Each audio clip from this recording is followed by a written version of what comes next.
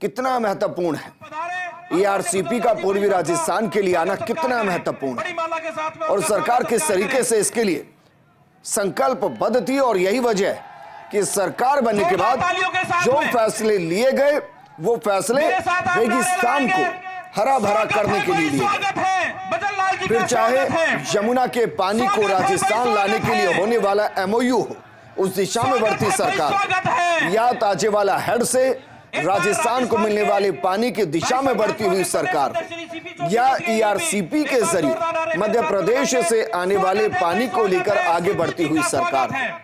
अंदाजा जरा लगाइए, अगर ये तीनों परियोजनाएं राजस्थान में पानी लेकर आ जाएं, वो दिन राजस्थान की धरा के लिए स्वर्णिम दिन हो, स्थानीय विधायक क्योंकि रामविलास जी मीणा साहब, उस दिन राजस्थान के शर्मा साहब, एक नहीं दो नहीं सीएम साहब बल्कि 20 के आसपास जिले ऐसे होंगे जो हरित नजर आएंगे, जो हरे भरे नजर आएंगे, जहां से रेगिस्तान दूर चला जाएगा,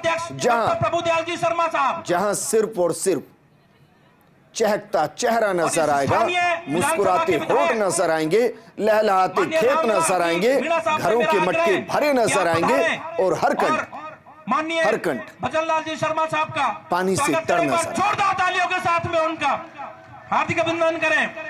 भजनलाल जी शर्मा जिंदाबाद, श्री भजनलाल जी शर्मा जिंदाबाद, श्री भजनलाल जी शर्मा जिंदाबाद। जोरदार स्वागत सत्कार यहां उनका किया जा रहा है। माननीय जिलाध्यक्ष जी और रामविलास जी से मेरा आग्रह है कि माननीय सीपी जोशी जी साहब का भी आप स्वागत सत्कार करें सोफा माला दुपट्टा के साथ में।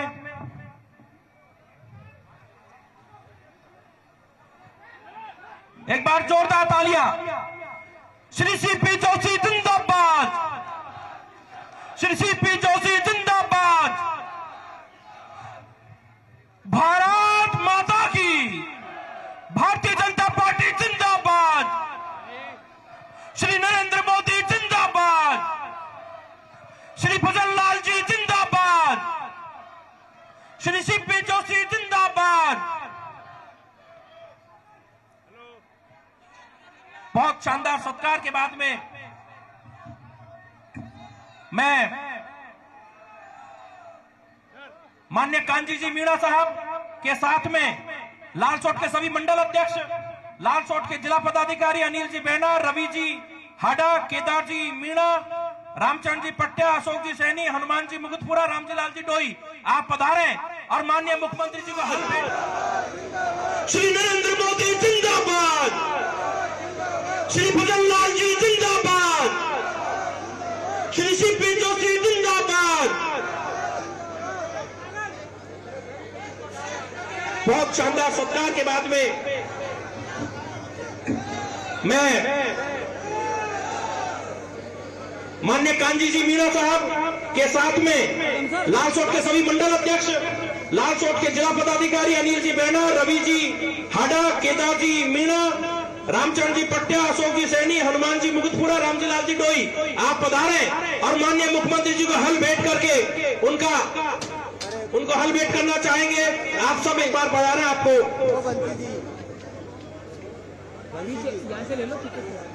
माननीय डॉक्टर साहब का के स्वागत के लिए मैं रामविलास जी जिलाध्यक्ष जी, भाई भागचंद जी टाकड़ा, भाई विक्रम जी बंसीवाल साहब, आपसे आग्रह कि आप पधारें और उनका सोफा माला दुपट्टा पहना करके एक बार जोरदार करें।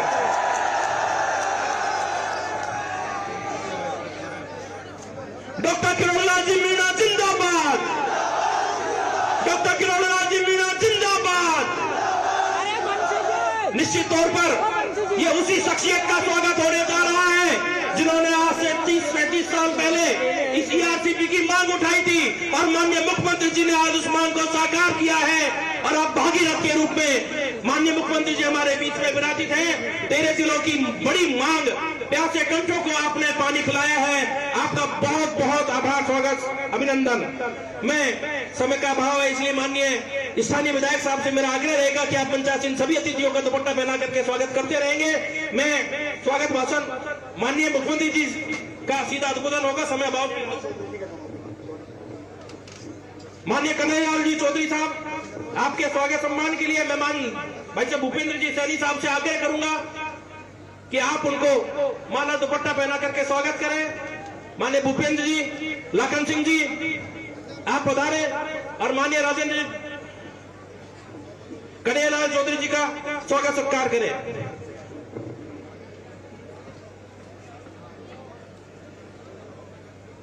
Okay okay okay. माननीय सुरेंद्र जी रावत साहब,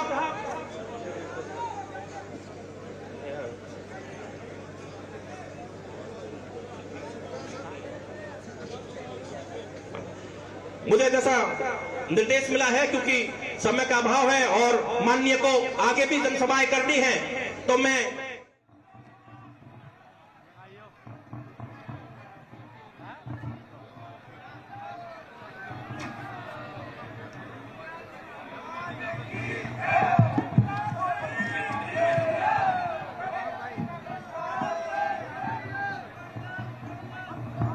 बोलिए भारत माता की, भारत माता की, भारत माता की। बोलिए पपलाज माता की। अरे भाई ऐसा नहीं है, ये तो अभी लाल सोर से बाहर ही नहीं निकला। बोलिए पपलाज माता की, बोलिए गिरिराज महाराज की। आज के इस कार्यक्रम में हमारी भारतीय जनता पार्टी के मुखिया, हमारे प्रदेश के अध्यक्ष भाई सीपी जोशी जी, हमारी कैबिनेट में भारतीय जनता पार्टी के वरिष्ठ नेता, कैबिनेट मंत्री माननीय डॉक्टर किरोड़ीलाल जी मीणा साहब, हमारी कैबिनेट में दूसरे हमारे मंत्री भाई कन्हैयालाल जी चौधरी साहब, हमारी कैबिनेट में हमारे तीसरे मंत्री भाई जवाहरलाल जी बेड़म साहब। क्योंकि आपने, वही मैं कह रहा हूं, आपने देखा है कि लाल ही लाल है, और जब लाल ही लाल मिल जाते हैं तो फिर आप देख लीजिए कि फटाफट निर्णय होते जाते हैं और जनता के काम होते हैं। ये लालों की फौज आपकी बेटी है, जिन्होंने आप चुन करके आपने भेजा था। और लालों का, डॉक्टर साहब कह रहे हैं, लालों का कमाल भी देखते जाइए, लालों का कमाल। माननीय हमारे पार्टी के जिला अध्यक्ष श्री प्रभुदयाल जी, हमारे पार्टी के प्रदेश के उपाध्यक्ष भाई मुकेश दादी जी, प्रदेश के उपाध्यक्ष और हमारे विधायक भाई जितेंद्र गोटवाल जी, हमारी प्रदेश की मंत्री नीलम गुर्जर जी, पूर्व अध्यक्ष के बोर्ड के अध्यक्ष भाई भूपेंद्र सैनी जी, और हमारे स्थानीय विधायक जो कितने एक्टिव हैं, कितने चलते रहते हैं, लाल सूट की चिंता जिनको रहती है, हर तीसरे दिन मेरे पास, चौथे दिन मेरे पास आते हैं, ये काम भी है, ये काम भी है। मैंने कहा रामविलास जी चिंता मत करिए, आपके जितने काम है वो सारे के सारे काम होंगे, कोई चिंता करने की जरूरत नहीं है। ऐसे रामविलास जी भाई, हमारे विधायक विक्रम बंसीपाल जी, महुआ के हमारे विधायक राजेंद्र कुमार मीणा जी, हमारे बांदीकुई के विधायक भागचंद जी टाकड़ा जी, हमारे प्रदेश कार्य समिति के सदस्य भाई टीकम चंद जी गुर्जर साहब, पिंकी चतुर्वेदी जी, रवि कुमार पालीवाल जी, रवि कुमार जी हाड़ा, और हमारी बहन सुमन जी खुर्रा जी, और इस मंच पर विराजमान पार्टी के सभी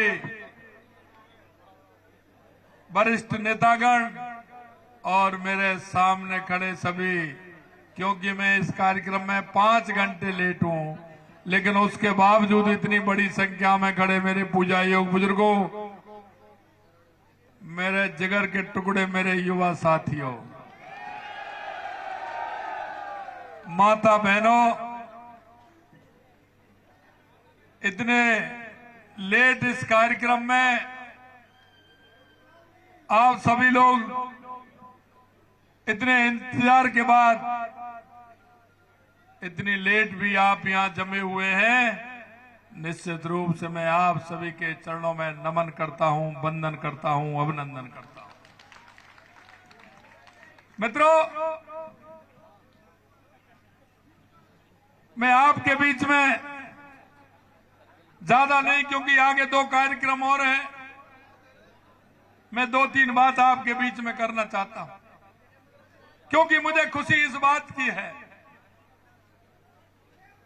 कि आप लोग गांव से जुड़े, जमीन से जुड़े, किसानियत से जुड़े सभी खड़े हुए हैं। इसलिए मुझे आपसे बात करने में भी आनंद आता है, क्योंकि मैं आपके दर्द को जानता हूं, आपके दर्द को मैं पहचानता हूं, आपके मन की पीड़ा को भी मैं जानता हूं मित्रों। और मैं इसीलिए कहा था कि ये लालों की फौज है। आपने जिस विश्वास के साथ, जिस भाव के साथ भारतीय जनता पार्टी को आपने राजस्थान के अंदर बहुमत दिया है, सबसे पहले तो मैं आपको उसके लिए बहुत बहुत धन्यवाद और साधुवाद देना चाहता हूं। आपने एक साथ मन बना करके एक बहुत बड़े बहुमत के साथ भारतीय जनता पार्टी को जिताया है, और आपके द्वारा, आपके वोट से ही ये भारतीय जनता पार्टी की सरकार बनी है। इसके लिए मैं आपको बहुत बहुत धन्यवाद और साधुवाद देना चाहता हूं। मित्रों, क्योंकि गांव से निकले हुए सभी हम व्यक्ति हैं, हम हमारे उस किसान भाई की पीड़ा को जानते हैं, समझते हैं कि अगर खेत में पानी नहीं होता है तो क्या स्थिति होती है। हमारी माता बहनें पीने के लिए जब पानी के लिए निकलती हैं, 2-2, 3-3, 4-4 किलोमीटर जाती है और वहां से सिर पर पानी रख करके लाती है। हमारा ये पूर्वी राजस्थान कभी पानी से परेशान था। हमारे यहाँ बनास, गंभीर, सारी नदियां हमारे यहाँ आती थी, पानी का बड़ा आराम था। लेकिन अब हम पानी के लिए परेशान हैं। निश्चित रूप से हमारे सभी लोगों ने पानी की मांग उठाई, और हमने कहा था 2004 में माननीय हमारे अटल बिहारी वाजपेयी जी ने नदियों से नदियों जोड़ने का काम प्रारंभ किया था। उस समय हमारे पूर्वी राजस्थान की स्थिति बनी थी। पार्वती, काली सिंध नदी और चंबल नदी को जोड़ करके ये योजना बनाई गई थी, लेकिन योजना बन के तैयार हुई और हमारी सरकार चली गई। 10 साल कांग्रेस की सरकार थी, उन्होंने एक कदम भी इसमें आगे नहीं बढ़ाया। 2013 में हमारी सरकार आई थी। 2013 में हमारी सरकार आई, माननीय वसुंधरा जी की सरकार ने इस ईआरसीपी की योजना को मूर्त रूप देने का काम किया। योजना बनी थी, लेकिन योजना बनते बनते 2018 में हमारी सरकार चली गई, और उसके कारण ये कांग्रेस के लोग 5 साल तक इस योजना को अटकाते रहे, भटकाते रहे, क्योंकि उनकी मंशा नहीं थी। हमेशा धोखा देकर के वोट मांगने की मंशा रहती है। झूठ और लूट की सरकार कांग्रेस की होती है। हमेशा झूठ बोलते हैं, तुष्टीकरण के आधार पर चलने वाले लोग हैं। हमेशा कहते हैं कि एक बार नारा दिया हम सड़क बनवाएंगे, तो सड़क का जेईएनओ को, इंजीनियरों को बुलवा के नाप करा देते हैं। 5 साल गए। दूसरी बार आते हैं तो उस पर चूना डलवा देते थे। तीसरी बार आते थे तो मिट्टी डलवा देते थे। इसी में उनके 15, 20, 25, 40 साल निकल गए। मित्रों, इस प्रदेश के अंदर और देश के अंदर अगर सबसे ज्यादा राज किया तो कांग्रेस ने किया। कांग्रेस ने हमेशा गरीबी का नाम दिया, गरीबी हटाने का नाम दिया। लेकिन मैं आपसे कहना चाहता हूं मित्रों, 2014 के बाद देश के यशस्वी प्रधानमंत्री नरेंद्र मोदी जी के नेतृत्व में गरीबी हटाओ प्रारंभ हुई थी। आपने देखा होगा मैं कितने काम माननीय यशस्वी प्रधानमंत्री नरेंद्र मोदी जी ने किए हैं, चाहे शौचालय से लेकर के उज्ज्वला गैस से हो, जनधन के खाते खुलवाने हो, पेंशन योजना हो, प्रधानमंत्री आवास योजना हो, ऐसी बहुत सारी योजना उन्होंने लागू की। देश का विकास आप देख रहे हो। आपके यहीं से दिल्ली मुंबई आपने देखा है किस तरह का हाईवे बना है। एक एक हाईवे आपने देखेंगे किस तरह से रेलवे के क्षेत्र में कितना बड़ा काम हो रहा है। जिस क्षेत्र में आप बात करेंगे उसमें काम ही काम हो रहा है।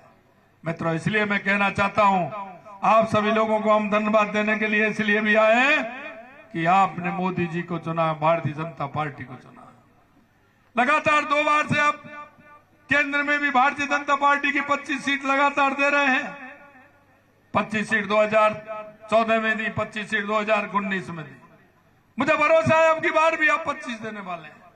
लेकिन अब की बार मैं आपसे एक निवेदन करना चाहता हूं मित्रों कि 25 सीट ऐसे नहीं, 25 सीट ये होना चाहिए कि कोई भी बूथ ऐसा नहीं हो जिसमें भारतीय जनता पार्टी जीत करके नहीं जाए।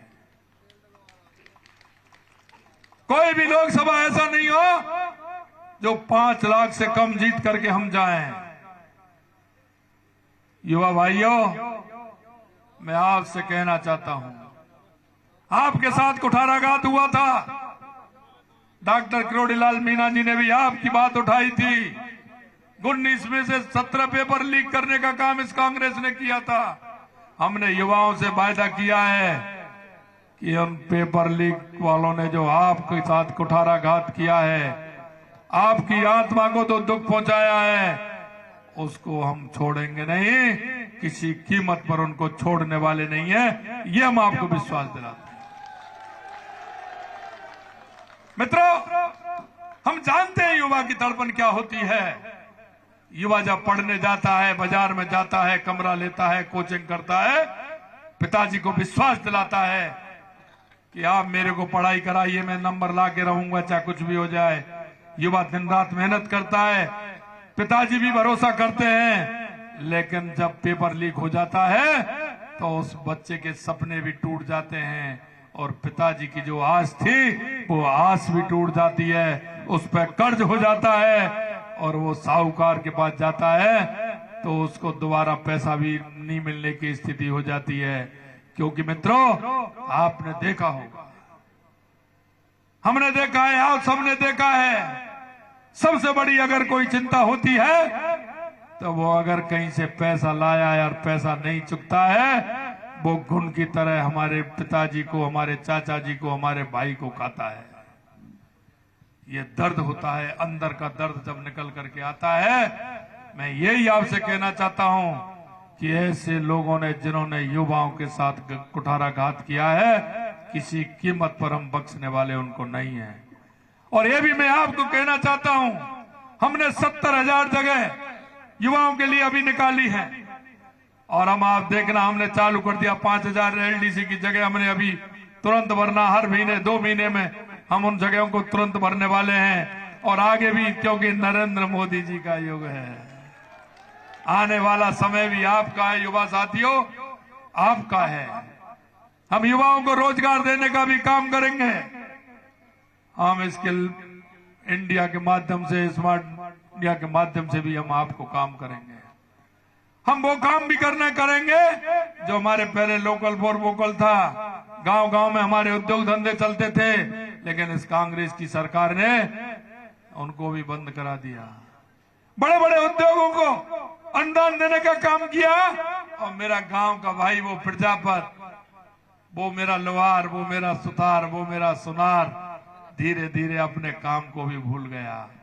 क्योंकि उन्होंने बड़े बड़े आयोजन किए थे, बड़े बड़े लोगों को जमीन दे करके और उनको अनुदान दे करके काम किया था। मैं आपसे कहना चाहता हूं, देश के यशस्वी प्रधानमंत्री नरेंद्र मोदी जी जानते हैं कि गांव का व्यक्ति गांव में, उसको रोजगार उस गांव में मिले, उस घर में मिले। आप देख रहे हो, हमसे बाद में जो आजाद हुए थे देश, वो आगे पहुंच गए और हम पीछे रह गए। क्योंकि जो काम कर रहे थे, ना उनकी नीति ठीक थी, ना उनकी नीयत ठीक थी। आपके पास ऐसा नेतृत्व करने वाले जिनको सिर्फ भारत माँ दिखती है, और भारत माँ के 130 करोड़ सपूत दिखते हैं, उनको 130 करोड़ जनता दिखती है। ऐसा नेतृत्व हमारे पास है। आपसे हम यही कहना चाहते हैं, हमारे मंत्रीगण आपके सामने बैठे हैं, आपके बीच में हमारे जनप्रतिनिधि ने, हमारे भारतीय जनता पार्टी के कार्यकर्ता ने जो भी आपके बीच में वायदा किया है, हम उसकी गारंटी दे रहे हैं कि हर वायदे को हम पूरा करेंगे। ये हम आपको विश्वास दिलाते हैं। मैं आपसे यही कहना चाहता हूं मित्रों, आइए, खुले मन से आइए। 2014 के बाद आप छाती ठोक करके कह दीजिए कि कोई भी किसी तरह का काम भारतीय जनता पार्टी के अंदर अगर गलत हुआ हो, हमने वो काम करके दिखाया है माननीय प्रधानमंत्री नरेंद्र मोदी जी के नेतृत्व में, कि जो आज तक किसी ने नहीं किया। ये नेतृत्व पर विश्वास और मोदी जी की गारंटी पर विश्वास करिए। आइए, हम सब मिलकर के 2024 का चुनाव भी जिताएं और इस भारत देश को और इस भारत माँ को विश्व के मुकुट पर विराजमान करें। दुनिया ये कहे कि हाँ, भारत भी कोई देश था, भारत ने हमारे आगे बढ़ करके भारत को एक पहले नंबर की शक्ति बनानी है। हमने पूरे दुनिया में भारत को सिरमौर बनाना है। जब तक नहीं बनेगा, जब तक हम जोरदारी से पूरे मन के साथ हमारे देश के यशस्वी प्रधानमंत्री नरेंद्र मोदी जी के नेतृत्व में हम 400 पार नहीं करेंगे। अब की बार 400 पार, अब की बार मैं इतना ही कहते हुए, क्योंकि आगे कार्यक्रम है, मैं आप सभी को बहुत बहुत धन्यवाद और साधुवाद देता हूं। आप सभी को बहुत बहुत धन्यवाद, बहुत बहुत धन्यवाद। जय हिंद, जय भारत। बहुत बहुत धन्यवाद।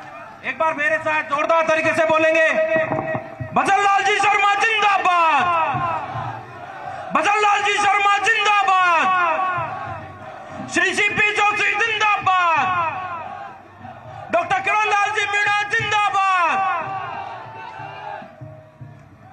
मंचासीन सभी नेता जिंदाबाद।